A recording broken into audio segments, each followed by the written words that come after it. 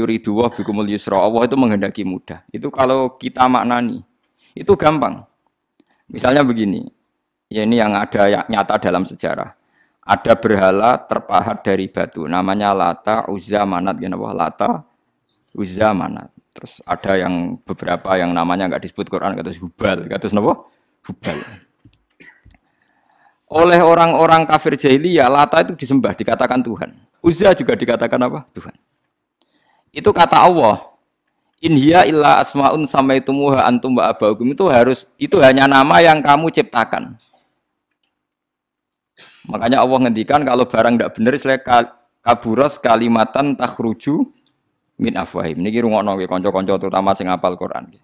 Misalnya aku darani Mustafa iku ganteng, Mustafa iku sugih. Itu namanya kalimat yang keluar dari mulut saya, tapi hakikatnya kan tidak ada. Nyatane ora ganteng, nyatane ora sugih. Tapi ini menjadi kalimat karena kadung keluar dari mulut. Kula baleni, tapi ini menjadi kalimat karena kadung keluar dari apa? Mulut. Misalnya saya bilang, wah Ruhin rambutnya lurus, alim, ganteng, pinter. Ini hanya keluarnya kalimat yang keluar dari mulut, tapi kan nggak ada kenyataannya. Nah, ketika orang kafir bilang berhala itu Tuhan, itu kalimat yang keluar dari mulut. Nah, kalau hakikatnya ya batu, bukan Tuhan. Hakikatnya itu batu. Berarti namane pangeran Lata Uzza itu batu apa pangeran? Batu. Nah, makanya kalau Allah mengkritik orang kafir, misalnya Allah dikatakan punya anak, Yesus itu Tuhan.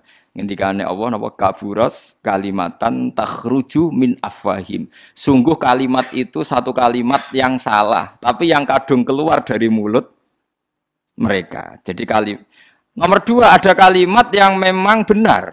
Seperti saya mengatakan 1 ditambah 1 2, 2 tambah 2 4. Nah itu baru hak karena nyata. Dikatakan apa enggak dikatakan ya tetap 2 ditambah 2 4. Sama dengan la ilaha illallah. Jadi la ilaha illallah itu sudah wujud sebelum dunia ngakui la ilaha illallah itu sudah ada apa belum? Kalau bedai. Sebelum ada orang Islam di seluruh dunia, Allah satu itu sudah wujud belum? Sudah. Kenyataan ini sudah ada belum?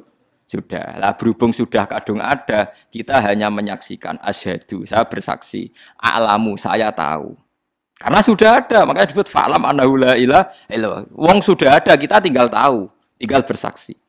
Nah, kalau yang tidak ada itu mbok dikatakan pun tetap tidak ada, itu hanya jadi kalimat yang keluar dari mulut, wong barangnya tidak ada. Itu disebut apa? Kaburas kalimatan takhruju min afwahim. Iyaquluna illa kadziba. Jadi kalimatnya itu ada, tapi fakta yang ditunjuk kalimat itu tidak ada.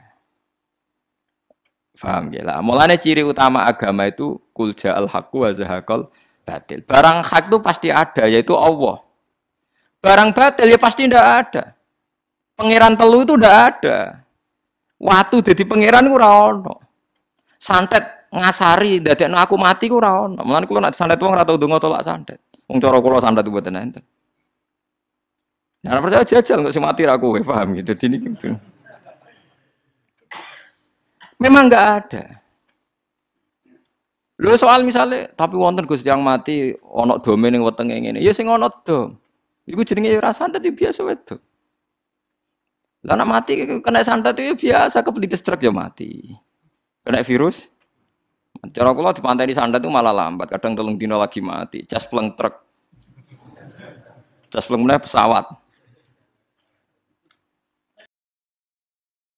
Jadi niku yang paling angel nih gue bab tauhid. Sebenarnya tauhid itu gampang, buatan jelimet. Makanya Allah melatih kita yuridu wa bikumul yusra. Andekan manusia seluruh dunia dipoling untuk melihat Lata dan Uzza, itu apa? Enggak usah ada orang Islam, enggak ada orang kafir, enggak usah intervensi. Pasti mereka jawab itu batu. Andekan Isa Yesus itu dipampang di dunia, orang poling, orang Islam kafir, enggak ada intervensi. Pasti akan bilang itu manusia. Paham ya?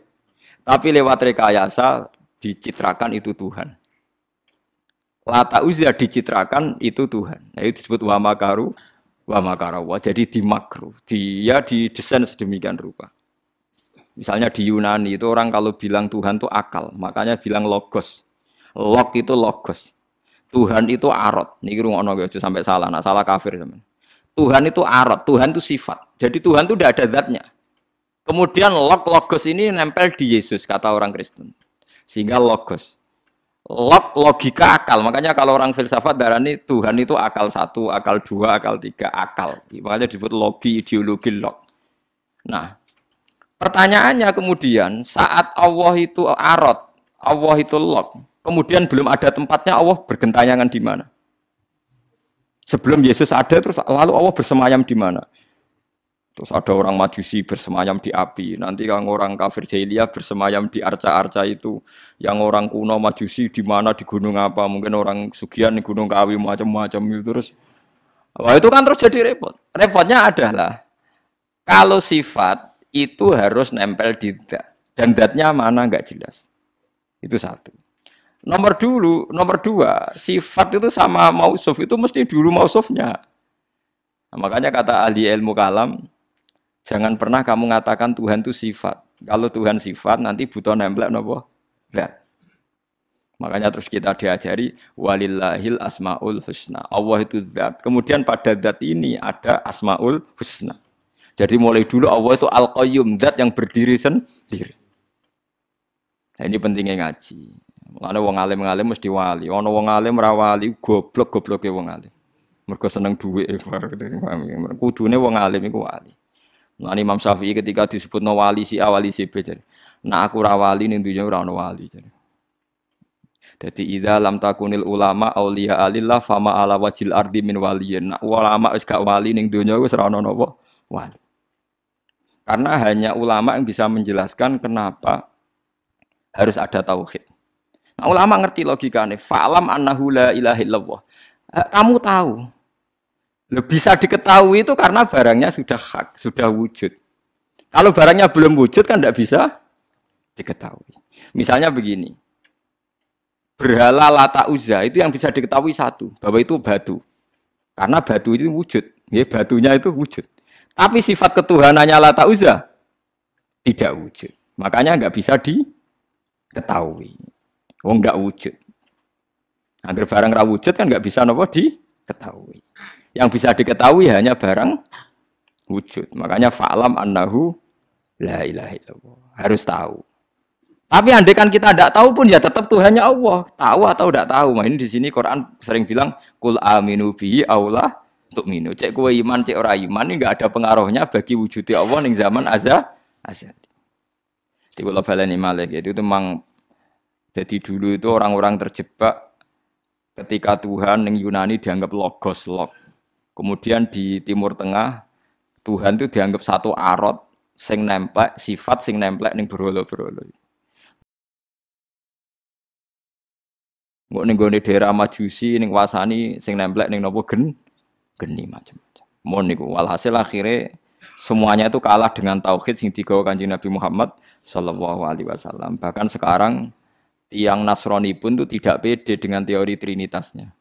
Orang kan sekarang tahu semua kan perdebatannya Ahmad Didat sama Stanley Fischer itu macam-macam. Itu kan sampai ada seorang mahasiswi dari Swiss ketika yakin sifat Tuhan yang dijelaskan Ahmad Didat bilang sepertinya Tuhan Anda lebih menarik. Karena dibilang Tuhan Islam itu tidak punya anak, tidak diperanakkan, tidak ada padanannya. Kalau Tuhan Anda ini padanannya banyak gini-gini terus itu ada orang tertarik. Sepertinya Tuhan Anda lebih menarik. Karena sifatnya lebih apa? Ya lebih menarik. Terus tadi maknanya walad itu kalau menurut ilmu kalam itu dua. Walad itu anak fisik, anak gen. Atau walad maknanya tawalud, konsekuensi dari satu hal. Tapi tidak karena diciptakan. Itu tadi misalnya HP dan pulpen ini benturan itu menimbulkan suara. Suara ini diciptakan HP apa suara itu tidak ada yang menciptakan? Yuna ilmu kalam dibagas. Nah kamu bilang diciptakan HP, HP-nya sendiri tidak merasa menciptakan. Batu sama batu benturan terus ada suara. Kamu bilang diciptakan siapa? Diciptakan batu. Batunya takoi. Kamu yang menciptakan suara itu. Enggak, saya tidak punya akal loh. Paham? Nah, lalu yang menciptakan suara itu siapa? Suara itu udah ada. Yang ada itu kamu dengar suara. Soalnya kupingem darani ngono iku suara. Tapi nak cara akal darani sing ngono apa ya watu. Watune apa benturan. Iki cara ilmu kalam. Lah suarane piye krupingku suara. Ya sudah begitu aja dah. Jangan sampai kamu menganggap kejadian alam ini kebetulan. Itu kue yang melukai tauhid. Semua alam raya ini diciptakan secara sengaja dengan irodah oleh Allah Subhanahu wa taala.